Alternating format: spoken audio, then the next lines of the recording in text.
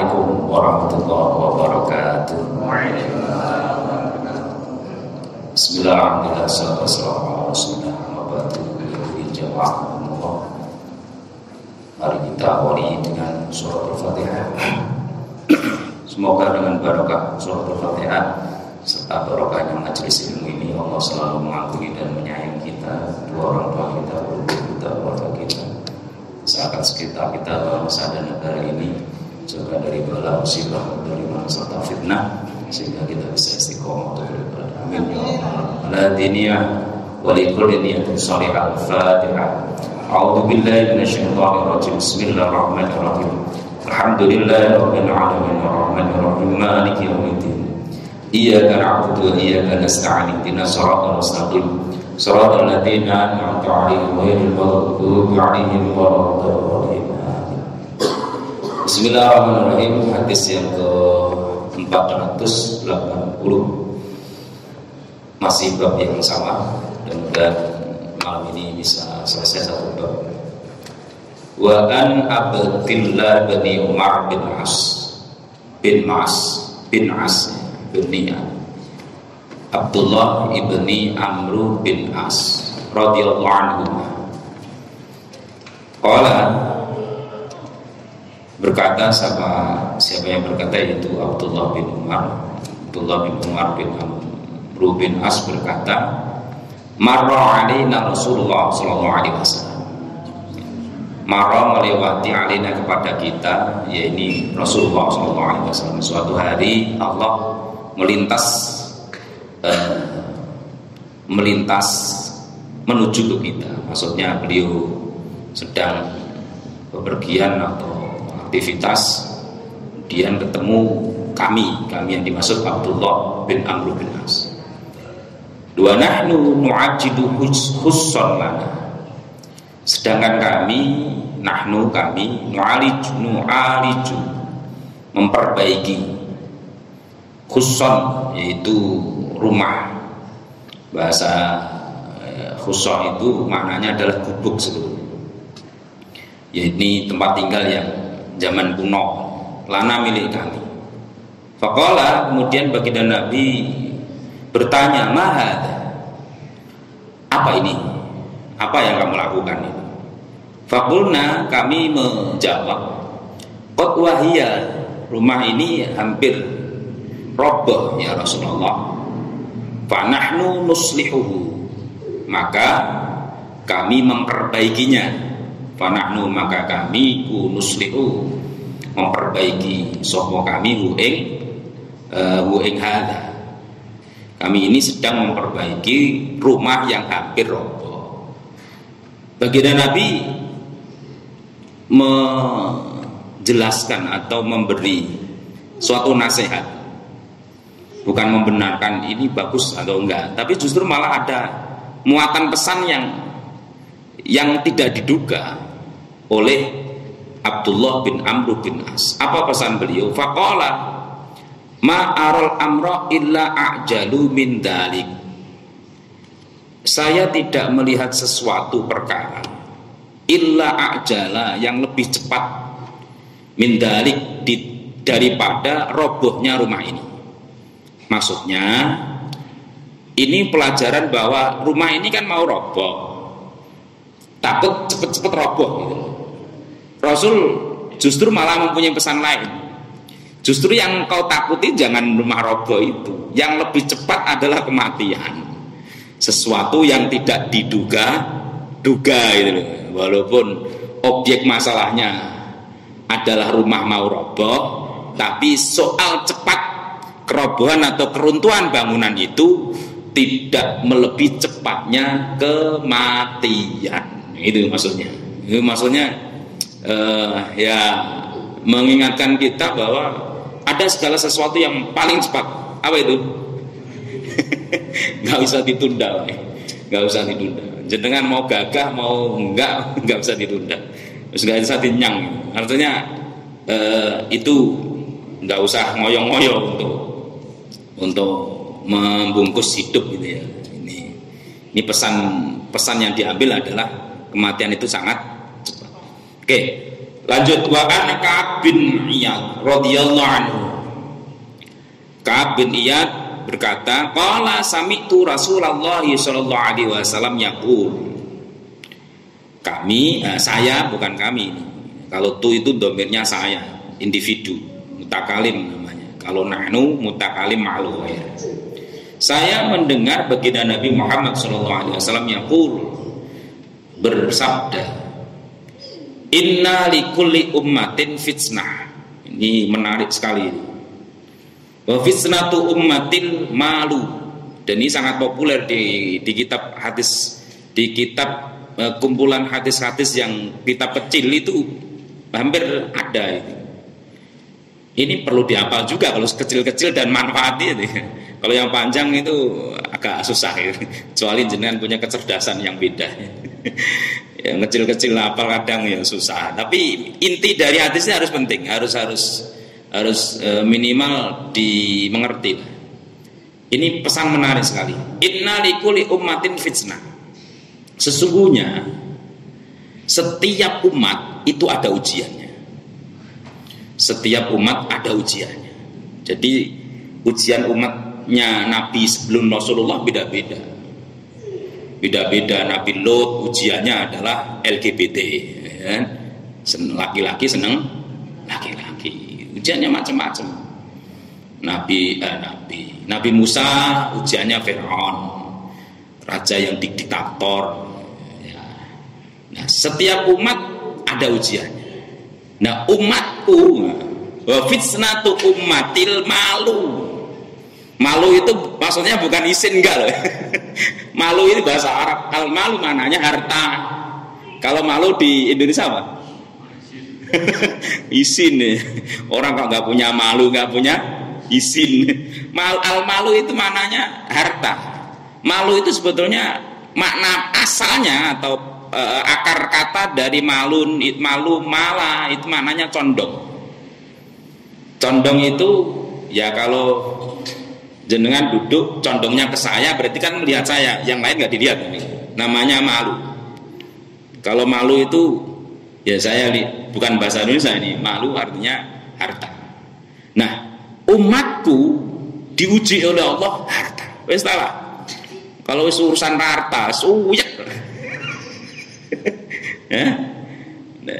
Berarti kalau ada umatnya baginda Nabi diuji harta nggak hasil, wes nggak lulus. Jadi bab ini bukan mengajak, bab tentang zuhud itu bukan mengajak kita membenci dunia, nggak, jangan salah paham. Wah, bab nggak cocok belas, enggak. Bukan gitu. Ini melatih kesadaran harta itu ya penting. Tapi ada yang lebih penting, yaitu siapa? Yang punya harta. Siapa? Allah. Jangan sampai harta itu melupakan yang mempunyai harta, yaitu Allah itu.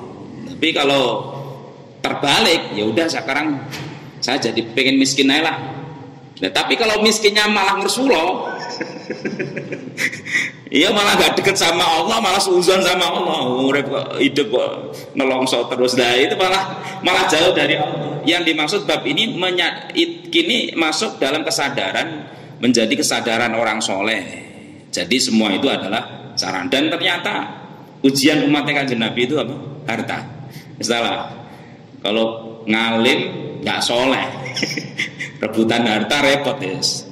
Makanya ujian beratnya adalah harta. Ini penting dicatat ini. Ujiannya adalah harta. Sampai sholat gak penting, yang penting duit. Sekacau, malah ditanya, sholat kan? Sholat oleh duit ngopo? Ya saya repot nih. Malah sampai nyumun sewu. Hampir akhir zaman itu orang-orang alim kalau ketemu jamaah mesti tanyain wiridan atau zikir yang bisa menarik duit, yang bisa menjadikan sukses duitnya kan gitu. Wah, hampir rata-rata. Aku urip kok susah loh Pak. Kasih wiridan yang bisa rezeki lancar yang opo. Coba jenengan cek ya, di YouTube. YouTube itu sholawat Jibril, sholawat menarik harta. Followernya saya bisa nonton ribuan Pak. Saya iseng aja, cuman namanya Ustadz muda ya harus mengikuti zaman supaya jamaahnya ya umum. Jadi jangan sampai ditanya, Pak ini piye Pak? Lah kamu tanya itu dari mana? Dari YouTube. Aku rasa pernah nonton YouTube. Repot. Yang ngomong umat ya harus tahu karakter umat. Nah, diantaranya itu. Makanya para ahli ilmu yang tidak bangga dengan ilmunya, maksudnya tidak percaya diri dengan ilmunya, itu bahaya. Akan menjadikan umat itu mudah terperosok untuk rebutan harta tadi. Apalagi kalau misalnya ada majelis ilmu, ada majelis bukan ilmu, majelis zikir. Di situ kemasannya adalah bisa memperkaya zikir tertentu. Waduh, mesti rame. mesti rame. Tapi kalau ngaji kitab paling 10, 20. Nah, tapi kalau zikir-zikir surat Fatihah, surat Yasin Fadilah, oh rame bahasanya. Mesti yang diminta untung doa itu lebih baik disimpan di dalam hati. Gak boleh diucapkan. Kenapa? Menimbulkan fitnah. Ya toh? Jenengan doa kok semua diungkapkan kan krungu koncone ya. Makanya doa itu dirahasiakan di dalam hati. Maka dawuh Kanjeng Nabi, setiap umat ada ujiannya. Ujiannya umatnya Kanjeng Nabi, umatku bahasa Kanjeng Nabi adalah harta. Karena kok sampai masjid sepi itu misalnya ya umat Kanjeng Nabi nang ndi? sibuk boleh apa? Boleh harta. Ya itu Kanjeng Nabi yang dawuh. Nah, kalau kita kepengen jadi umat Kanjeng Nabi yang selamat, harta bukan untuk tujuan, tapi itu adalah kebutuhan untuk prasarana ibadah. Kita lanjut. Wa Nabi Umar wa yuqalu Abu Abdillah wa yuqalu Abu Laili Utsman bin Affan. Jadi ada yang berpendapat Abu Abdullah, ada Abu Laili, ada Utsman bin Affan radhiyallahu anhu. Anan Nabi sallallahu alaihi wasallam qala laisa li ibni Adam haqqun fi siwa hadhil khisali. Pesannya Kanjeng Nabi, tidak ada bagi anak Adam, yaitu manusia, hak, tidak punya hak apapun kecuali dalam 3 hal. Berarti kalau di luar itu berlebihan dalam mengambil hak, gitu loh maksudnya. Apa dimaksud 3 hal ini? Baitun yaskunuhu. Yang pertama adalah baitun rumah. Yaskunuhu, yaskunu menempati sapa ibnu Adam hu ing bait. Rumah yang ditempati. Itu haknya. Umat Kanjeng Nabi apa kira cukup punya rumah ditempati? Enggak cukup, Pak. Ono promosi rumah baru tetap beli ya kalau punya duit. Enggak apa, Pak. Bahasa ini Mas Baron, investasi. Apa? Investasi. Ya, Islam. Ya benar. Haknya hanya satu itu ada. Ya, itu haknya. Berarti yang di luar itu berlebihan. Kalau nurut dawuh Kanjeng Nabi loh ya. Wong itu kan enggak tau nurut. Nurutin malam nafsu apa ya kurang lah. Punya ini kurang mesti. Haknya cuma itu. Nah, maka ketika di luar itu berarti lebih dari yang ditempati itu. Awas. Hisabnya akeh. Apa? Hisabnya banyak. Tapi jenengan nekat nggak apa-apa, wong nekat mah nggak apa-apa, aman lah. Kecuali jenengan punya rumah, kalau ada orang miskin, wah tempatnya rumahku. Nah, ini kan lagi itu beda lagi. Atau kelihatan oh ini ada pengajian anak-anak kecil juga ada tempat nih, tempatnya aja loh, itu malah keren banget itu. Kalau ini orang masjid ini kayak masjid aja loh, ini beda lagi itu urusannya. Tapi di luar itu hati-hati. Pertanyaannya banyak. Pertanyaannya apa? Banyak, apalagi ngumpeti duitnya negara. Alasannya untuk invest dan dipakai nama bukan miliknya tapi nama orang lain. Waduh, besok repot urusannya. Ruwet. Mudah-mudahan yang ngaji nggak kayak gitu ya. Nggak ruwet dulu biar nggak nelongso. Yang kedua wasaubun yuwari auratahu. Haknya anak Adam itu yang pertama rumah yang ditempati, yang kedua adalah pakaian yang menutupi aurat. Untungnya itu agama mengatur hanya pakaian itu adalah menutupi aurat. Yus gak lebih harusnya nggak lebih. Menutupi aurat itu laki-laki mana sih auratnya? Pusar sampai lutut. Lebihnya itu enggak sebetulnya. Nah kita pakai seperti ini kan budaya. Kayaknya jenengan nggak usah emosi, nggak usah sakit hati ketika orang rebutan ini yang syar'i, ini yang enggak. Ini nggak usah emosi sama. Ini pakaiannya syar'i, yang sampai ini enggak ini. Syukur ofatis jarak lah, nggak usah diambil hati. Kita harus ngaji pirang-pirang tahun masa sampai ini saya emosi ya. Nggak, yang menentukan itu siapa? Syariat itu hanya membatasi nutupi aurat. Zaman belum modern, mbah-mbah kita bukan pakai pakaian ini pak. Pakai itu loh, blangseng itu apa itu? Katut itu bahasa Mas Baron, iya kan? Bener kan? Itu dipakai. Mbah itu kalau cerita, le kamu itu syukur le harus syukur. Mbah itu pakaian nggak kayak gitu, katut pak. Itu karena ada dimakan yang bekas makan itu loh, gandum itu loh ya, apa tinggi ya? Apa sih bahasa Indonesia apa? Bangsat ya. Yang itu loh, itu pak. Nah, kutu lah. Artinya berkembangnya waktu pakaian itu budaya. Nggak usah yang pakaian. Yang pokok adalah haknya anak Adam adalah punya pakaian bisa menutupi aurat. Seneng. Zaman kecil saya kalau lebaran pakaian satu di winter diwarnai udah keren banget. Yang guyu pasti pernah ngalami. Iya lah. Kalau sekarang nggak ada pak itu. Kita zaman itu nangis di winter, godok ya air itu kasih winter. Mulai ditungguin sewenang. Saya ingat banget. Dan itu kesabaran orang tua untuk menghibur anaknya. Tapi jangan terus nengonot. Saya pengen balik seperti itu anak saya udah jangan. Ini bukan zamannya. Terus jenengan terus metode orang tua dipakai sekarang, ketinggalan zaman jenengan. Ya artinya jangan melakukan itu, tapi lakukan untuk syukur. Ya Allah, bukan saya berlebihan, ini memang zamannya seperti ini. Terus sampai bapak biar nih gini leh. Ini malah memenjarakan anak tidak sesuai dengan zamannya. Oke, yang kedua tadi apa? Pakaian yang hanya menutupi aurat. Pertanyaannya, lebih nggak kita punya pakaian? Sarung piro sarung? Telu. Tinggal sholat kabeh? Enggak. Ini pesan saya kalau punya pakaian entah baru entah enggak, pokoknya minimal pernah dipakai sholat. Entah sholat sunat entah apa. Jadi jangan beli pakaian baru, gunakan untuk sholat. Minimal sholat sunat.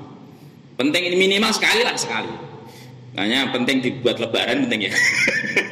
Buat minimal sekali, minimal ya.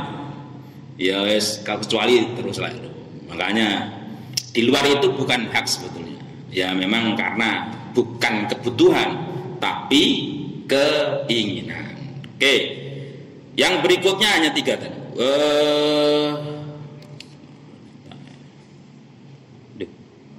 Saubun wa hilfun khubzi wal ma'i.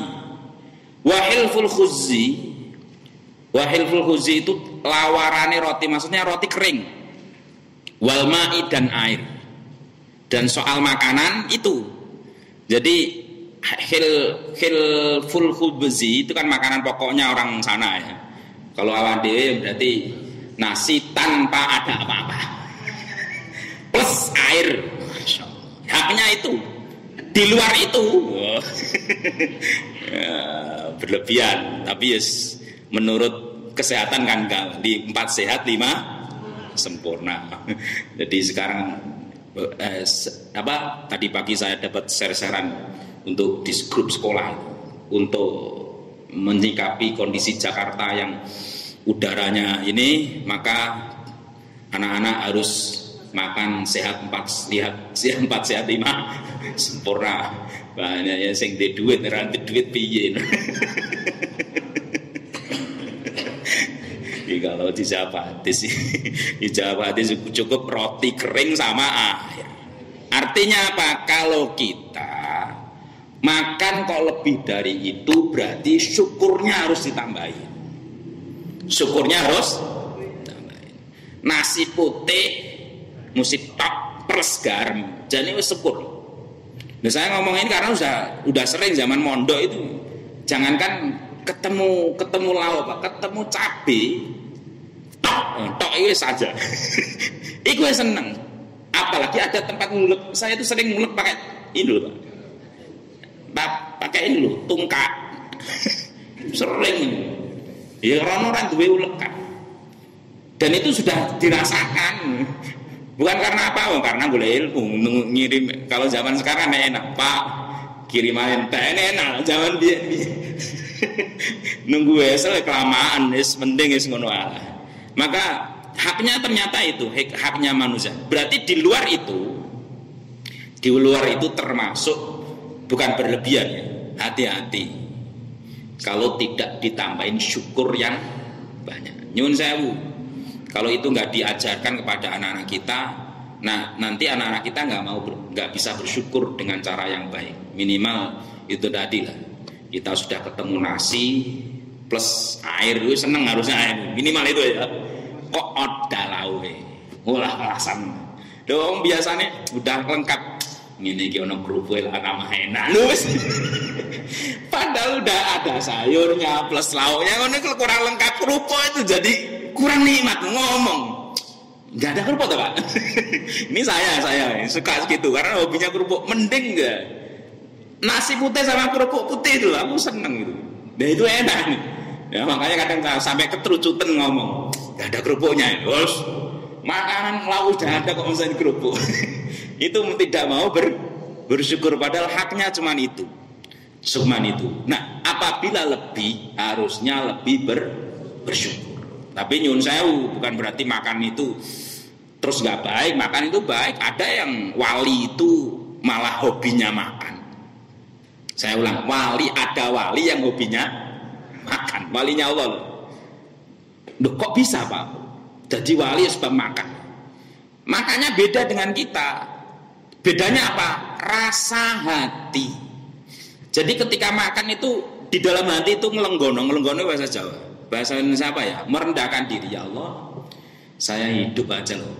Badan bisa tegak aja harus dibantu dengan makanan. Betapa doifnya saya. Ini warap sombong. Nah itu loh. Jadi ngakoni bahwa dirinya lemah. Ada nggak kira-kira kita makan kayak gitu? Legen, bisa nambah. Belas alhamdulillah. Ya, Masya Allah. Gimana jadi wali? Ya bisa malah mengeraskan hati. Sebab apa? Habis makan. Habis makan tidur itu mengeraskan hati loh. Makanya minimal 1 jam jangan tidur dulu.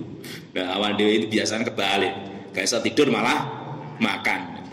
Pak, mie 2 mangkok, 2 bungkus. Baru lagi ketiduran. Belas gak sholat subuh. Itu yang hari nyebabin kerasnya hati. Ternyata rumus hidup kita ini jauh dari kecocokan hidup sebagai manusia yang sempurna ya. Ini kadang manusia masih setengah-setengah gitu. Makanya jangan sekali-kali ngukur manusia dengan diri kita supaya tidak sombong. Jadi saya ulang, makan itu ya penting ya tergantung orangnya. Ada wali yang gara-gara makan tapi jadi wali. Dengan cara apa? Justru mendudukkan hati, ya Allah, saya ini kok makhluk yang lemah banget. Wong butuh badan tegak aja harus makan. Ibadah aja harus makan dulu yang enak. Jadi benar-benar la haula wala quwata illa billah itu dipraktekkan dalam perilakunya. Ini yang keren. Jadi bis ngaji ini dipraktekin ya Pak. Dengan terus ya Allah. Kamu asal ngaji makannya 2 piring ya Allah. Ya. Ngelokro. Nah habis itu malah gak ibadah. Ingat tadi wali malah. Rawahu Tirmidzi wa qala haditsus sahih. Dan lanjut wa an Abdillah ibni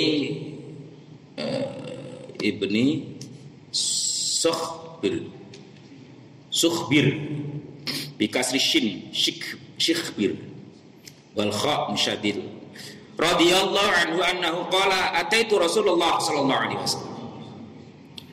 Sahabat yang bernama Abdullah bin Syikhbir tadi mendatangi baginda Nabi Muhammad sallallahu alaihi wasallam. Wa huwa kondisi baginda Nabi yaqra'u alhaakumut takatsur. Kanjeng Nabi wis kesibukannya itu baca Quran. Kalau ada sahabat ya ditemoni menemani umat perang wis macam-macam. Jadi nggak ada istilahnya ini lah kosong itu dipakai tengok-tengok nganggur nggak ada. Masya Allah. Kita ini kalau nganggur nggak ada kegiatan ngapain bang? Kalau sekarang kan ada mainannya HP ya. Gitu. Harusnya sebagai mukmin itu tidak ada istilah nganggur, baca Al-Quran. Pak, sampai hari Sabtu apain? Gak ada apa-apain, ajak kemana kayak gitu. Malah ngantain ngajak kemana? Baca Quran, mumpung libur. Ngajak Quran malah nunggu kalau Ramadan. Ya Allah. Lah, pas saat itu baginda Nabi membaca Alhaakumut Takatsur. Artinya ayat surah At-Takatsur. Yang mananya apa takatsur? Berlebih-lebihan. Takatsur itu banyak-banyakan, ake-akean. Ake-akean itu alha, melalaikan kalian. Yaitu tadi punya rumah satu kurang, terus pamer kontone. Sampeyan rumahnya berapa? Satu. Aku kan alhamdulillah ning Cilengsi ana loro. Ning Bekasi ana 3. Ning Bogor Cibinong ana 4 ngono. Iku apa ya ora? Ya apa sih? Tapi maknanya adalah at-takatsur. Dia bangga dengan kelebihan itu, justru akan menipu seseorang. Hatta zurtumul maqabir. Ternyata manusia memang punya hobi seperti itu. Kalau nggak banyak itu nggak enak. Dan ternyata kalau itu nggak direm, bahaya. Kita akan sibuk untuk ngurusi punya 1 kurang 2, punya 2 kurang 3, terus tidak ada berhentinya. Yang berhenti siapa? Hatta zurtumul maqabir. Kapan itu? Ya mati. Kalau belum diziarahi, belum masuk kubur belum. Bahkan kalau dikubur malah mikir duit penting. Masya Allah. Nah, ayat ini memang luar biasa. Saya senang ayat itu. Atus aluna yauma idin anin naim itu kalau pas baca ayat itu, pas hati semeleh itu, pas lagi imannya full itu bisa mikir. Saya hampir lama kalau baca latus aluna yauma idin anin naim. Itu artinya besok nikmat-nikmat kita yang diberikan itu akan dihisap oleh Allah. Terus mikir duwe apa ya konti wae. Ya Allah. Karena wong daripada ruwet. Nah itu. Tapi kalau nggak diangan-angan ya nggak akan muncul buahnya. Nah, saat baginda Nabi membaca itu, Abdullah bin Syikhbir itu datang dan qala kanjeng Nabi dawuh, yaqulu ibnu Adam mali.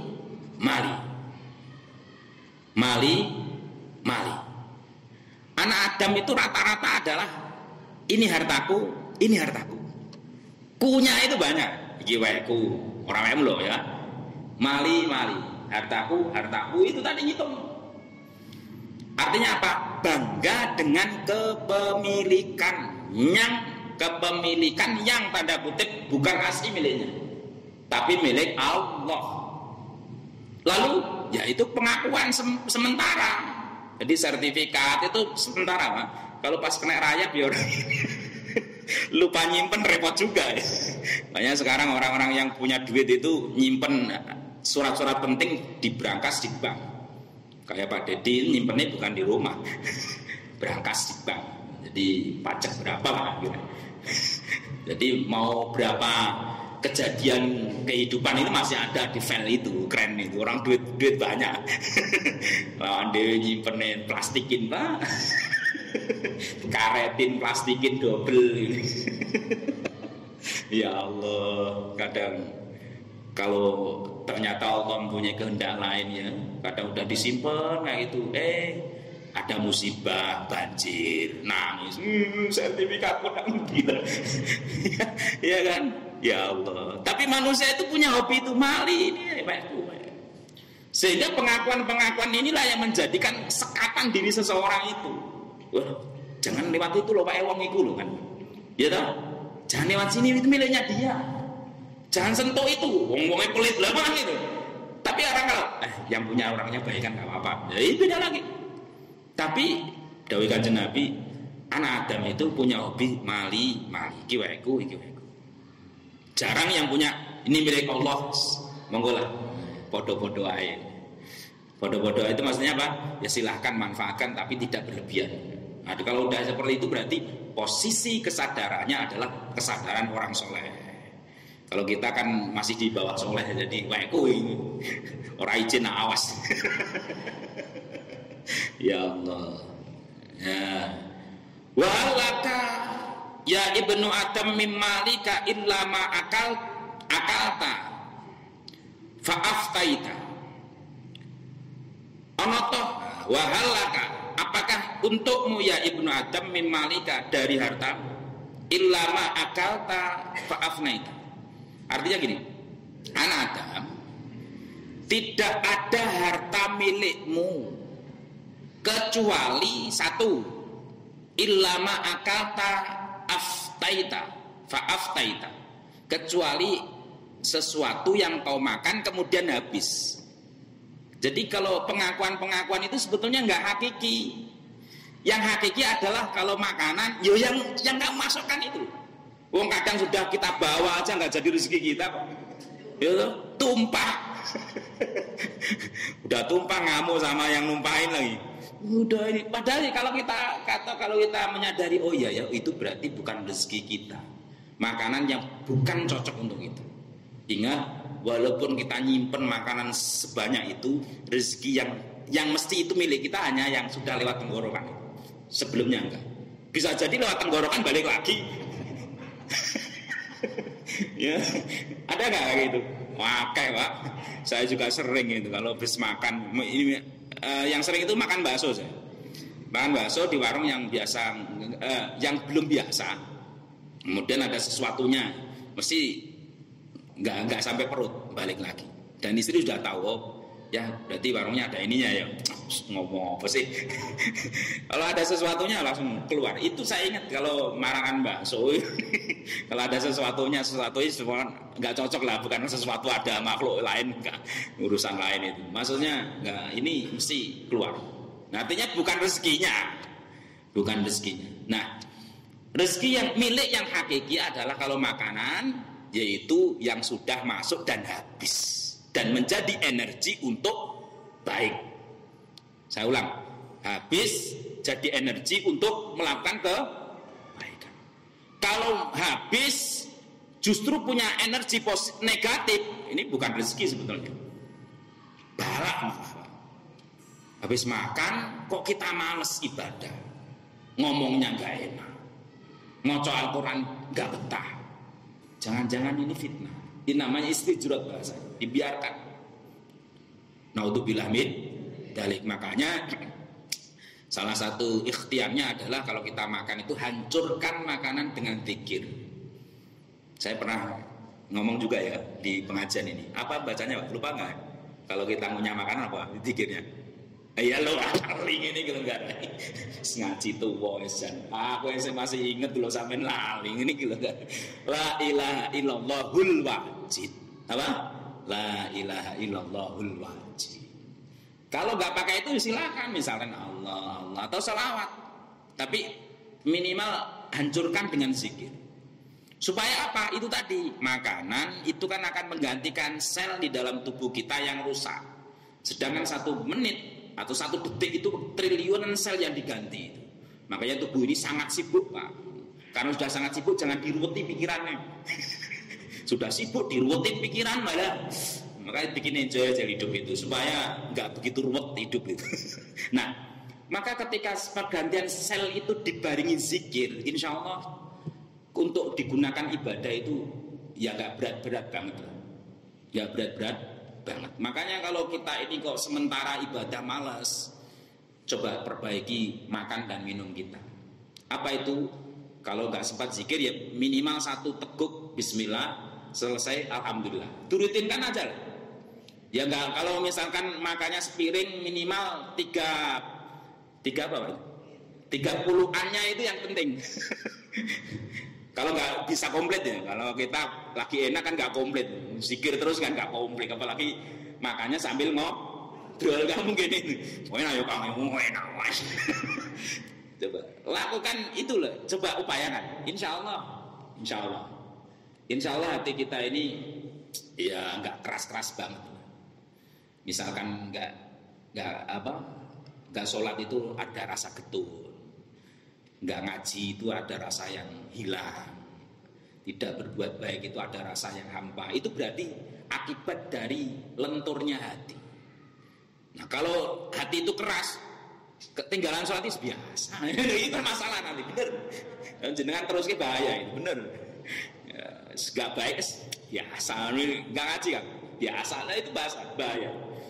Padahal jenengan ngaji itu ada tim untuk meminta ampun sama kita. Jadi malaikat,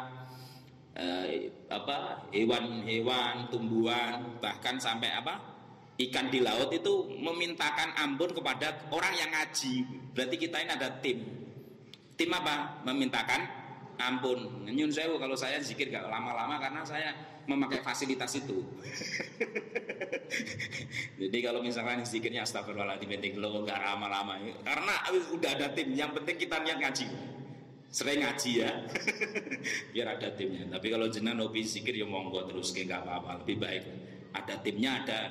Kalau saya kan daripada saya dari rumah bawa aqua sendiri, ngapain mau dikasihkan tarono, masa bawa double. Fasilitas ini yang saya pakai minum.